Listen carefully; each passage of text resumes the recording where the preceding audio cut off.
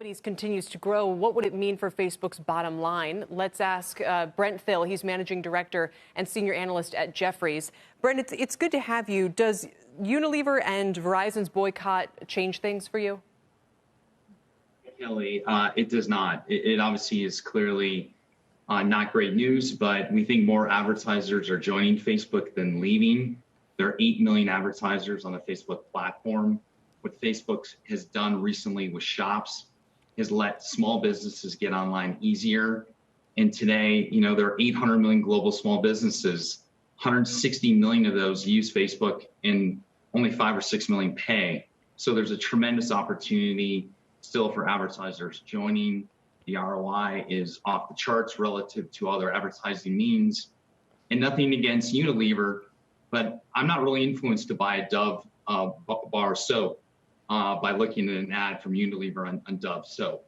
I need soap. Everyone needs soap. So yeah, when Patagonia and Arc'teryx pull out, these are amazing brands that do a lot of great things for the world. And I think that clearly if you see a stampede of more of these, then we'll be concerned. But again, more are joining than leaving. What happened with Cambridge Analytica, Brent, which this reminds me a lot of? We had a lot of advertisers leave or threaten to boycott the platform back then. Facebook shares were very choppy for a while. Did they all eventually return to the platform? And do you think this time some might possibly leave for good? So Facebook was a $130 stock during that time. And I think ultimately what we continue to say is that there's more good on the platform than bad. And it's a neutral platform. It's an open platform. And that's what Zuckerberg intends it to be. So we think, obviously, everyone's going to have their view. But I think this goes back to you get a couple big vendors that pull off. And not great to see, but you got to put it in context of where we're at.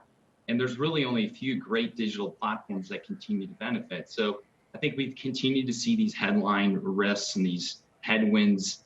But ultimately, we think, again, you have to look at the bigger picture. And the bigger picture is the ROI is incredible. More people are going there. And we think that this will pass through. And Julie, I think in Unilever's case, they said they're leaving the platforms through the end of the year.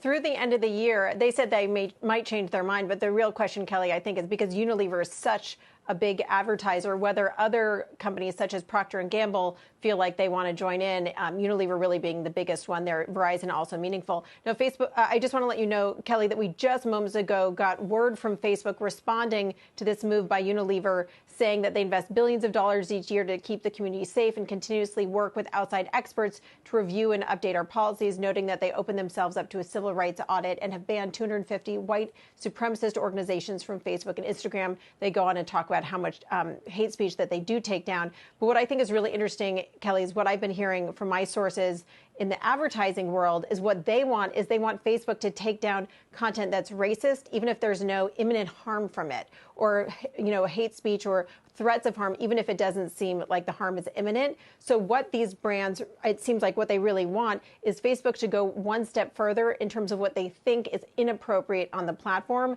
which will require really a decision by Mark Zuckerberg to change where he's drawing the line.